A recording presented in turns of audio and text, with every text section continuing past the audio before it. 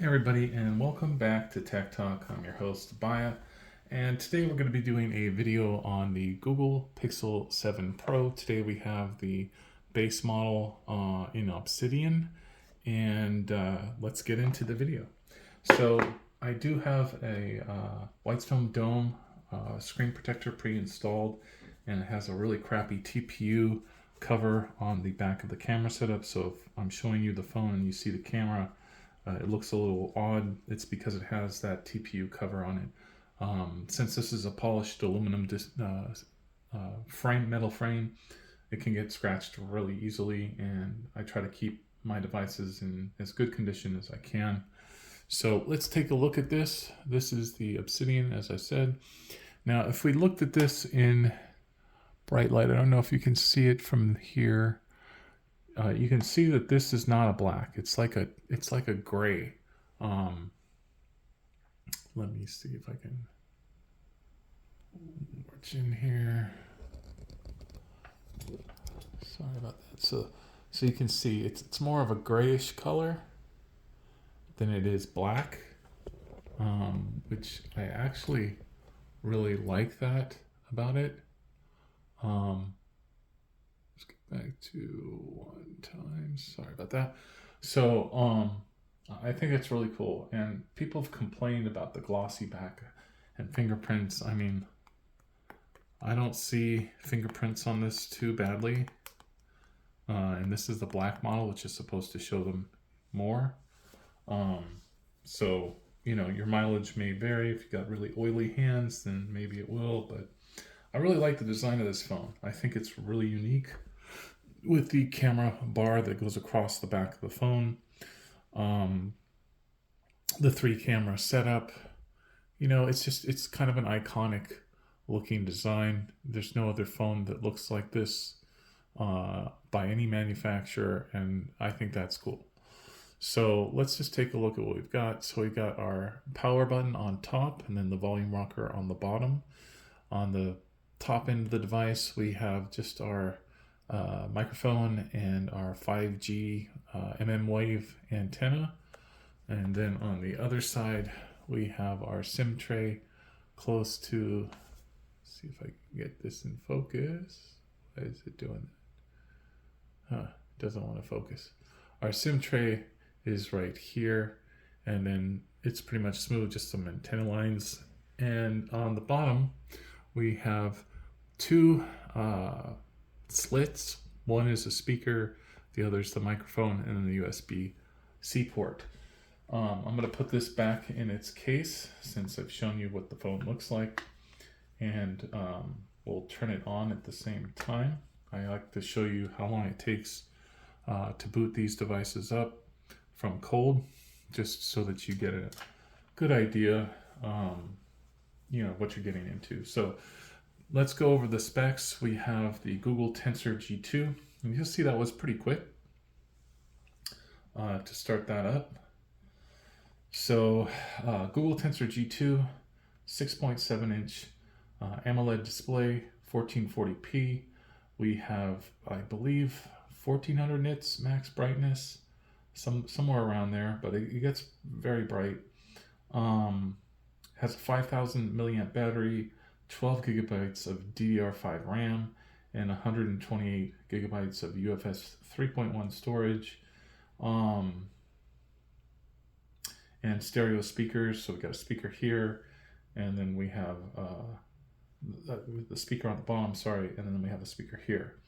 So in terms of the UI, the Pixel UI is my favorite. Like, everything about this device, it's just so easy to use. It's just really a pleasure. So some people have complained about the G2, the Tensor G2 chip in this. Excuse me, I may be vaping here, so if you're a young kid, don't do that. It's not good for you. Just putting that out there.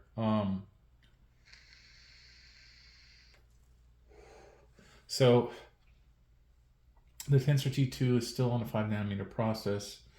Some people say it's on 4nm. Some people say it's on 5nm.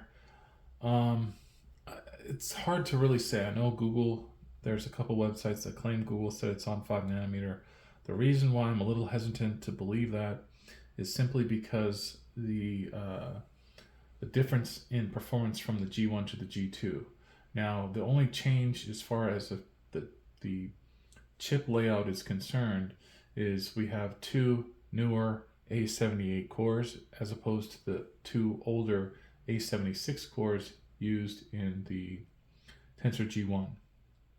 The frequency is 2.85 gigahertz versus 2.8 gigahertz on the X1 cores, which there are two of, and then we have four low performance A55 chips at 1.8 gigahertz. So the difference in the Geekbench scores, let me see if I can go into the history here. So, we have 1,000. I believe the G1 gets around like 800 or something, which is pretty low. And then 3362, which is actually faster than the 8 Gen 1 in multi-core, which, again, these are different tests over time. You can see it's pretty consistent in the results. So, to me, that's pretty interesting that, sure, it doesn't have the fastest single core score, and that's because the X1 cores are not clocked at a super high speed like the Snapdragons or the Dimensity from MediaTek or Apple's A16 chips, A15 chips. Those usually have one or two, usually on ARM for Android, there's one super high power core and three medium power cores, and then four low power cores. And then with Apple, they have two performance cores and four low power cores. Google took a different tact here. They have two high performance cores instead of one, but they don't overclock them. They don't put them on the highest speed. So you're getting a more, in my opinion, better performance in the sense that you're not going to have throttling. So maybe the Gen 1 has a higher single core score, but can it maintain that score over time? Now, some people say that this device throttles quickly because it's on an Exynos based chip. And that may be true. I can't really say for sure one way or the other. But basically, what I'm trying to say is, for the way this is designed, even the Exynos chips aren't designed in the same way. They have higher performing cores, so they're going to throttle even more than this chip will. So I think it's a good design. I think Google's on to something. Now, obviously, our artificial intelligence is unlike anything else in any other phone. So you have call screening, which is phenomenal. Someone you don't know calls you, you just tap the call screen and it gives this automated message, and people can either respond or they hang up. And then you don't have to be, listening to some advertising spiel for 5 minutes before they will hang up on you or before you hang up on them. It's just a nice thing to have. And then there's the microphones that will basically cut out background noise. So if you're in a really noisy environment, it hones in on your voice and kind of filters out the rest, which is also a Google exclusive, Pixel exclusive. And then the speech to text is unlike anything else on any device I've ever used, so I can just enable that here. And if I start talking, as soon as I start talking, it'll just start writing exactly what I say. There's no hesitation. There's no incorrect typing. It's just really phenomenal on how accurate it is. As you can see, as I'm talking right now, it's translating that into text, and it seems to work really, really well. So just, something to give Google some credit on is the way that works. The other thing that's really neat, like if you go into something, then you go back out of it. Sorry, that's not working. There you go. So You see how um, it just has nice animations.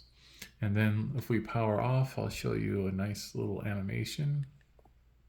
See how it went right into the power area there? Kind of fades off into the button.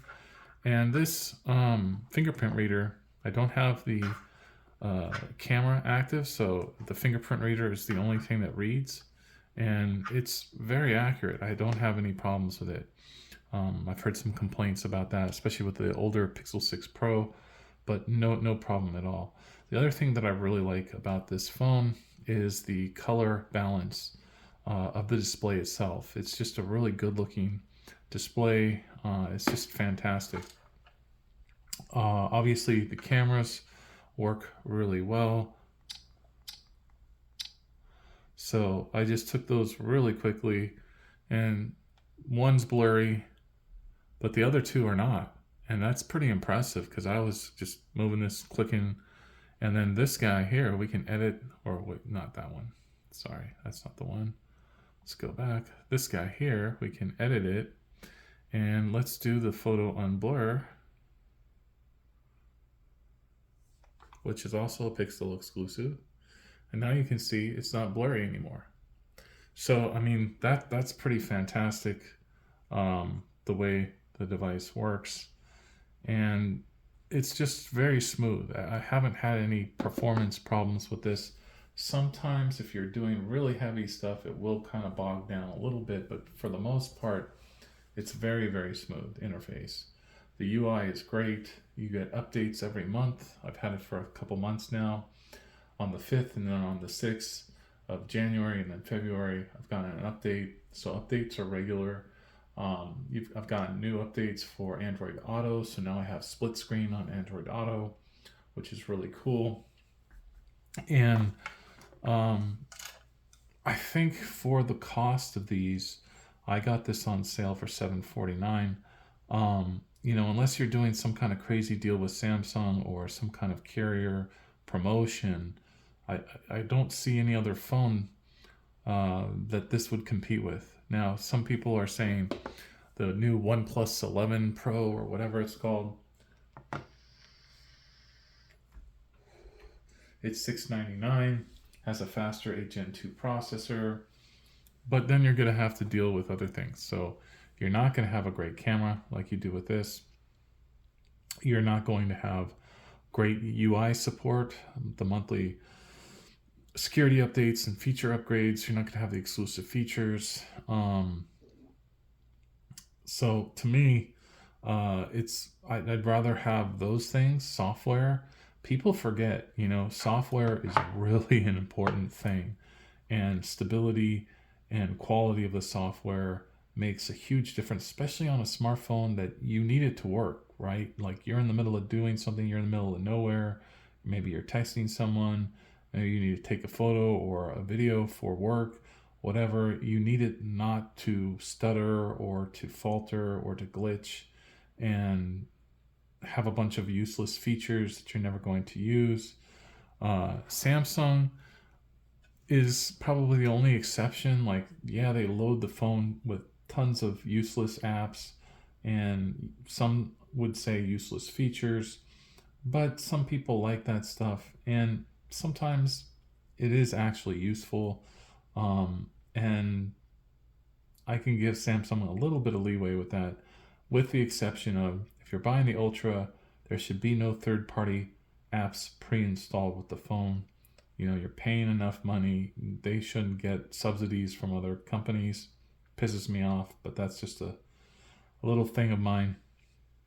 With the Pixel, you have no third-party apps installed. You have a ton of Google apps, but those are usually the apps that you're going to use anyway, so I don't really have a problem with that. You can't uninstall the Google apps, so all the apps that Google puts on here, some of them you may not use, like Google TV or YouTube, Music.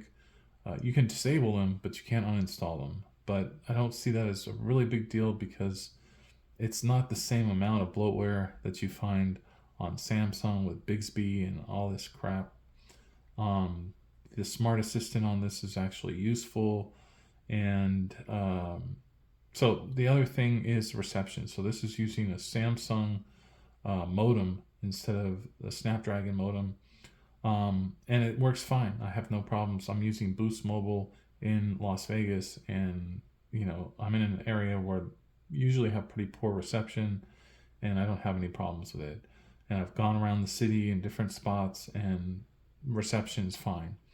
5G almost all the time. It doesn't revert to 4G. It is a little battery hungry when it's on mobile data, but I don't find it to be too bad. And like I said, it's speedy enough. It works good. So then we get to curved displays. So some people love them, some people hate them. I kind of hate them, to be quite honest with you. One of the reasons for that is the only screen protector I could find that would actually work on this without tons of bubbles and crappy TPU films that I don't really like is the Whitestone Dome, and those are just not cheap. I got this on sale for $30, but to me, $30 for a screen protector is rather ridiculous. And on top of that, the first one, they only give you two, and the first one I screwed up on. So this is the second one. And, I didn't do a perfect job on it. There's a couple of areas that I didn't, I don't know, you can't see, but there's a couple little blemishes here and there, and I don't like that. And in order for me to get a replacement, it would cost me $15 for one, and who knows if I would get that, done right or have the same problem that I have with this one. And of course, they give you that crappy TPU film on the back that doesn't even stick properly, but at least it's something, besides these cases, which just give you a little bit of a lip, but they don't offer that much protection in the middle part of the device. So I'd like to have the TPU screen. This aluminum, I'm afraid, is probably very, very easily scratched, and I don't want to scratch it. But, and then update support is another thing that I'm kind of upset with Google on, with all of their Google phones, which is 3 years of OS upgrades and 5 years of security updates. I'm hoping that they change that policy next year and extend that through the older devices, not just the new ones, but who knows. The S23 series is going to get one more update than this phone will get. It'll get up to Android 17, and this one will get up to Android 16.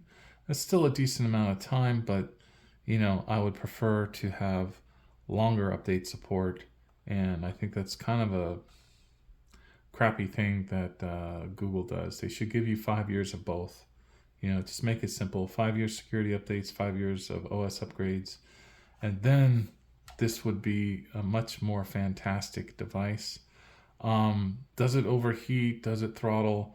It does get warm at times doing different things, but it's never more than any other phone I've ever used, so I don't see that as a problem. Generally speaking, in terms of fit and finish, it's a very nicely built phone. It may not have iPhone quality, but it's pretty close. I mean, it's definitely a flagship device. It's definitely well made, and I have no problems with the build quality on it, especially for the price. When I bought this, Google was offering really high trade-in values, and I basically got it for free. They actually paid me some money in their Google Store credit to get this phone. I'm not going to tell you what I traded in for, but let's just say that was a nice deal, and that was also when it was on sale. So, getting basically a free new phone, trading in an older phone, you can't really go wrong with that. So, overall, people have complained about the Pixel 6 Pro a lot with connectivity, with the buggy software. I haven't experienced any of that with the Google Pixel 7 Pro. Now, of course, Google could always screw up in future updates, but so far, a knock on wood, the updates have been really solid. So that's it for the review of the Google Pixel 7 Pro. I love the big screen. It's really nice. It feels really good in my hand.